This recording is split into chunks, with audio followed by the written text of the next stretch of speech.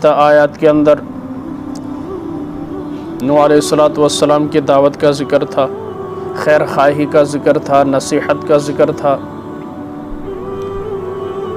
اب بھی سلسلہ جاری ہے۔ فرمایا اَوَعَجِبْتُمْ أَنْ جَاءَكُمْ ذِكْرٌ مِّن رَبِّكُمْ، اور کیا تم اس بات سے تعجب کرتے ہو کہ تمہارے رب کی طرف سے ایک ایسے شخص کی معرفت عَلَى رَجُلٍ مِّنْكُمْ جو تمہاری ہی جنس کا ہے، لِيُنذِرَكُمْ تاکہ وہ تم کو ڈرائے۔ کوئی نصیحت کی بات آ گئی، وَلَعَلَّكُمْ تُرْحَمُونَ، اور تم ڈر جاؤ تاکہ تم پر رحم کیا جائے۔ تعجب کرتے ہو؟ اس میں تعجب والی بات کون سی ہے کہ تمہارے اندر ہی میں سے ایک بندے کو اللہ نے نبی منتخب کیا۔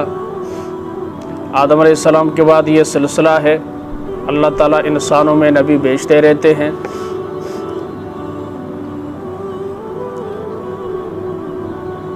یہاں پر فرمایا اچھا یہ ہمیشہ سے رسالت کو، نبوت کو بشر کے منافی سمجھتے رہے، یہ مشرکین کا عقیدہ ہے۔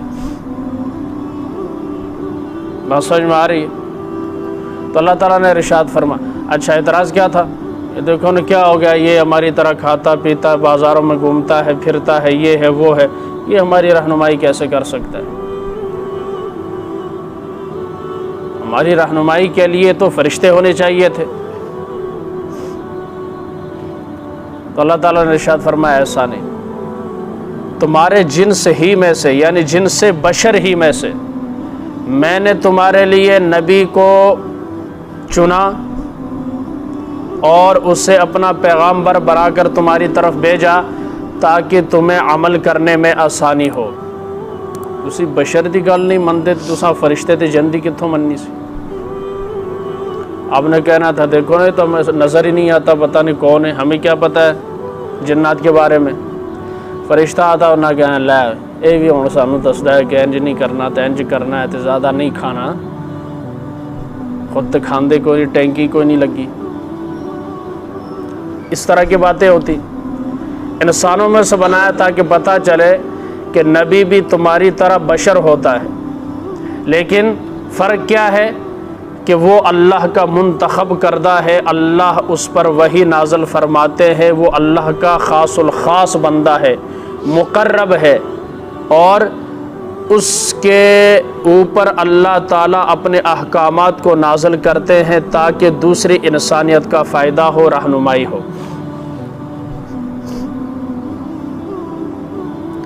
یہاں لفظ رجل استعمال فرمایا کہ ایک آدمی پر، مرد پر۔ مفسرین فرماتے ہیں اس سے پتہ چلا اللہ تعالیٰ نے کسی بھی عورت کو نبیہ نہیں بنایا، جتنے بھی انبیاء آئے وہ سارے کے سارے مرد تھے، عورتیں نہیں تھیں۔ عورت کو اللہ نے اس چیز کا مکلف نہیں بنایا، احکام شرع میں تو مکلف ہے، لیکن اس کی جسمانی ساخت، اس کی طبیعت اور اس کی قوت اس قابل نہیں، اس بات کی متحمل نہیں ہو سکتی کہ وہ بار نبوت کو اٹھا سکے۔ مغربی دانشوروں کی طرف سے ایک اعتراض یہ کیا جاتا ہے، یا بعض لبرل قسم کے لوگ اعتراض کرتے عورت حکمران کیوں نہیں بن سکتی؟ آپ سب سے زیادہ مغربی ممالک میں آپ دکھا دیں، بہت سارے ممالک ایسے ہیں جہاں عورت کو وزیر اعظم نہیں بنایا جاتا، صدر نہیں بنایا جاتا، چند ایک ہیں گنے چنے۔ آقا علیہ الصلوۃ والسلام نے ارشاد فرمایا وہ قوم کبھی بھی فلاح نہیں پا سکتی جس کے کام جو ہیں عورت سر انجام دے، جن کی بڑی عورت ہو۔ بات سمجھ میں آ رہی؟ وہ قوم کبھی فلاح نہیں پا سکتی۔ عورت کا نبی نہ بننا اور اللہ تعالیٰ کا اسے نہ بنانا، یہ اس کے ساتھ سب سے بڑا انصاف ہے، نا انصافی نہیں ہے، بلکہ کیا ہے؟ انبیاء کے ساتھ نوح علیہ السلام 950 سال کا اندازہ لگائے، کتنے پتھر ہیں، کتنی گالیاں ہیں، کتنے غلط رویے ہیں، کیا یہ ایک عورت برداشت کر سکتی ہے؟ ابراہیم علیہ السلام کا آگ کے اندر کودنا ہے، کیا عورت برداشت کر سکتی ہے؟ حضرت یونس علیہ السلام کا مچھلی کے پیٹ سے گزرنا ہے، کیا یہ ایک عورت برداشت کر سکتی ہے؟ حضرت موسیٰ علیہ السلام کو مقابلے میں فرعون کے بھاگنا پڑا، اور سمجھ میں آ رہی؟ اور پھر عورت کا جسمن بھی، روحانی طور پر بھی، جسمانی طور پر بھی، عقل کے طور پر بھی، دینی طور پر بھی کیا ہونا چاہیے؟ مکمل ہونا چاہیے، جبکہ عورت کا دین بھی ناقص ہے، عقل بھی ناقص، عورت کا دین بھی ناقص، عقل بھی ناقص۔ عورت کے جو مخصوص ایام ہے اس میں عبادت نہیں کر سکتی، قرآن کو ہاتھ نہیں لگا سکتی، نماز، اور جڑی عورت خود نماز نہ پڑھے وہ کیسے اپنے وہ جو تھے متبعین تھے اس کو کہہ سکتی تھی نماز پڑھا کرو؟ نبی تو ڈبل عمل کرتا ہے۔ تو عین رحمت ہے عورت کا نبی نہ بننا، کیا ہے؟ عین رحمت ہے اس کے حق میں کہ اللہ تعالیٰ نے اسے مصائب سے، آفات سے بچا لیا۔ ایک دوسرے انداز سمجھے، یعقوب علیہ السلام نبی ہیں، روتے رہے 40 سال، یوسف علیہ السلام کی جدائی میں برداشت کر گئے، اتنا روئے آنکھیں جواب دے گئیں۔ اور ادھر موسیٰ علیہ السلام کی والدہ ہے، اللہ فرماتے ہم نے اس کے دل میں الہام کیا، آپ بچے کو صندوق میں ڈال کر دریا کے حوالے کر دو، واپس ہم آپ کے پاس ہی لائیں گے۔ اس پر بھی بس نہیں، بیٹی مریم کو بھیجا ساتھ ساتھ، دیکھو تابوت کہاں جاتا ہے، اس نے جا کر دیکھا وہ فرعون کے محل تک پہنچا، انہوں نے اٹھا لیا۔ تسلی کے لیے ایک عورت سے بیٹے کی جدائی برداشت نہیں ہو رہی، یہاں تو ہجرتیں ہیں، یہاں تو مار کٹائی ہے، یہ ساری چیزیں۔ حضرت ہاجرہ حضرت ابراہیم کی تڑپ برداشت نہیں کر رہی، صرف بیٹے کی تڑپ ہے، یہاں تو امت کی تڑپوں کو برداشت کیا گیا ہے، خندقوں میں لوگوں کو ڈالا گیا، حضرت زکریا علیہ السلام کو آرے سے چیرا گیا، وہاں 7 چکر لگا رہی مائی ہاجرہ، ایک بیٹے کی تڑپ برداشت نہیں ہے، نبوت کی سختیاں کیسے برداشت کرے گی؟ اللہ نے عورت کے اندر وہ سختی ہی نہیں رکھی، وہ سختی ہی نہیں رکھی جو ان مصائب کو برداشت کرے۔ اس لیے آقا علیہ السلام نے فرمایا مردوں میں سے بہت سارے لوگ صاحب نسبت رہے، صاحب وجاہت رہے، بہت سارے جو ہے صاحب عظمت گزرے، لیکن عورتوں میں چند ایک ہے، حضرت آسیہ ہیں، حضرت مریم ہیں، حضرت خدیجہ ہے اور فاطمہ بنت محمد، یہ عورتیں، اور ایک روایت میں حضرت عائشہ صدیقہ کی، کہ یہ چند عورتیں ہیں جو فضیلت میں آگے ہیں، ورنہ تو اکثر مردوں کی ہے، اکثریت مردوں کی ہے۔ بات سمجھ میں آ رہی ہے؟ اسی کے تحت آج بھی یہ ہے کہ عورت کو پیچھے رکھا جائے، کہتے ہیں ہم عورتوں کو آگے لانا چاہتے ہیں، پارلیمنٹ میں عورت آگے، اس میں لڑائی کے سوا کیا ہے؟ وہاں جب عورت بیان کر رہی ہوتی ہے پیچھے مرد بیٹھ کر ہنس رہے ہوتے ہیں، کسی کا منہ ادھر ہوتا ہے کرسی سے، کسی کا منہ ادھر ہوتا ہے، اہمیت ہی کوئی نہیں۔ بات سمجھ میں آ رہی؟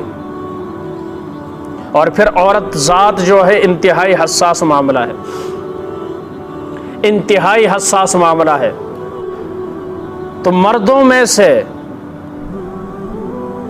تمہارے پاس نبی بھیجا تاکہ وہ تم کو ڈرائے اور تاکہ تم ڈرو، جب تم ڈرو گے تو پھر تمہارے اوپر کیا کیا جائے گا؟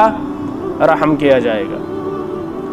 اچھا، اس لیے نماز میں عورتوں کے صف دوسرے نمبر پر ہے، اگر عورت آگے آئے گی تو نماز نہیں ہوگی، عورتوں کو پیچھے رکھا ہے اور صاف اعلان کر دیا الرجال قوامون علی النساء، مرد جو ہیں عورتوں کے اوپر حاکم ہیں، قوام اللہ نے ارشاد فرمایا۔ بات سمجھ میں آ رہی؟ اچھا، مختلف 43 جگہ پر یہ واقعہ نقل ہے حضرت نوح علیہ السلام کا۔ انداز قرآنی یہ ہے کہ جہاں جو بات کرنی ہوتی اس کے مطابق اللہ تعالیٰ واقعے کا وہ پارٹ لے کر آتے ہیں۔ بات سمجھ میں آ رہی؟ جس واقعے کو نقل کرنا ہو، جو بات سمجھانی مقصد ہو، اب واقعہ تو بہت لمبا ہے نا، اور حکمتیں بھی بہت ہیں، تو اس مقام پر قرآن کے جہاں مختلف ذکر ہے دوسرے حصے کو لائیں گے، یہاں یہ بات سمجھانی مقصد ہے، کہیں دعوت سمجھانی مقصد ہے تو دعوت والے انداز کو اللہ تعالیٰ لے آئیں گے، کہیں پر قوم کے برے رویے کا ذکر ہے تو وہاں پر اللہ تعالیٰ قوم کے اس رویے کو قرآن میں بیان فرمائیں گے، کہیں پر کشتی بنانے کا ذکر ہے کس طرح بنائے تو اس کا ایک حصہ اللہ لا کر نوح علیہ السلام کا واقعہ بیان فرما رہے۔ تو یہاں پر جو لائے ہیں وہ کیا ہے؟ صرف 2 باتیں، جھٹلایا اور اللہ نے انہیں غرق کر دیا۔ جنہوں نے اپنایا اللہ تعالیٰ نے پوری دنیا میں پانی ہونے کے باوجود انہیں بچایا۔ اتنی سی بات۔ ذکر کن کا ہو رہا ہے؟ اب جتنے واقعات ہیں جھٹلانے والوں کا، تو یہاں پر بھی اتنی خوبصورت ناصحانہ، مشفقانہ، مخلصانہ، عاجزانہ، محبانہ انداز کے باوجود جب نہیں مانے، انکار کیا، مخالفت کی، 40 مرد 40 عورتیں یا 41 مرد 41 عورتیں، 80-82 مرد و عورت مسلمان ہوئے 950 سال میں۔ پھر اللہ نے دوسری جگہ اعلان کر دیا کہ نوح یہ اب کافر ہی بچے جنیں گی، کوئی مسلمان ان میں نہیں ہوگا، یعنی سارے ان بدبخت نے۔ ٹھیک ہے، کہا کشتی بناؤ، کشتی بنائی گئی۔ کشتی کی لمبائی 300 ہاتھ، 300 ہاتھ چوڑائی تھی اس کی، 50 ہاتھ لمبائی اور 30 ہاتھ اونچائی اس کی۔ 3 درجے تھے، سب سے نچلے درجے میں درندوں کو اور دیگر جانوروں کو رکھا گیا، درمیانی درجے میں انسانوں کو اور اوپر والے درجے میں پرندوں کو رکھا گیا۔ پھر جودی پہاڑ پر یہ 10 رجب سے چل کر 10 محرم کو جودی پہاڑ پر ٹھہری، وہاں سے پھر 5 ماہ 6 ماہ اس کے بعد زمین پر اترے۔ 3 بیٹے حام، سام، یافس۔ ہم سامی ہیں، ٹھیک ہے، سام کے اولاد سامی نسل کہلاتے ہیں، اور حبشہ والے ہیں جو وہ سارے کے سارے حام کے اولاد ہیں، اور باقی دنیا میں جتنے ہیں وہ یافس کے ہیں۔ ٹھیک ہے، یہ جتنے انگریز مغرب ہے، یورپ ہے، یہ سارا کا سارا یافس کی اولاد۔ ان 3 سے آگے پھر نسل چلی۔ ہم نے کیا کیا؟ فَكَذَّبُوهُ، انہوں نے جھٹلایا، انکار کیا۔ بہت ساری چیزیں میں چھوڑ رہا ہوں، مختلف جگہوں پر آتا ہے، وہاں تفصیل بیان ہوگی۔ فَكَذَّبُوهُ، انہوں نے جھٹلایا، پیغام حق کو پسے پشت ڈالا، اور وہ لوگ نوح علیہ السلام کی تکذیب ہی کرتے رہے۔ فَأَنْجَيْنَاهُ، ہم نے انہیں، وَالَّذِينَ مَعَهُ فِي الْفُلْكِ، اور ان لوگوں کو جو کشتی میں ان کے ساتھ سوار تھے، ان کو کیا کر دیا؟ نجات دی، انجینا، نجات دی۔ وَأَغْرَقْنَا الَّذِينَ كَذَّبُوا، اور ہم نے ڈبو دیا، غرق کر دیا ان لوگوں کو، کذبوا بآیاتنا، جنہوں نے ہماری آیتوں کو جھٹلایا، ٹھکرایا، مذاق اڑایا۔ بات سمجھ میں آ رہی؟ جو نہیں مانے، مختصر الفاظ میں ان کو ہم نے غرق کر کے رکھ دیا۔ انہم کانوا قوما عمین، بے شک وہ اندھے لوگ تھے۔ کیا آنکھیں نہیں تھیں؟ آنکھیں تھیں لیکن دل اندھے ہو چکے تھے۔ اللہ تعالیٰ ارشاد فرماتے ہیں کہ وہ لوگ ہیں، ان کی آنکھیں ہیں، ان کے دل ہیں، لیکن حق نہ دیکھ سکتی ہیں نہ سن سکتی۔ حق سے کیا ہے؟ اندھے ہیں، بہرے ہیں، گونگے ہیں۔ مور لگ چکی ہے، کیا لگ چکی ہے؟ دل کے اندھے ہیں۔ ظاہری بصارت کافر کی ہے۔ بھائی کتنے آپ غور میں بہت کم دکھا سکیں گے جنہوں نے عینک پہنی ہے، بڑا ان کا فٹ نظام ہے، ٹھیک ہے، لیکن دل کی کیا ہے؟ اندھے۔ ظاہری بصارت کا فائدہ نہیں ہے،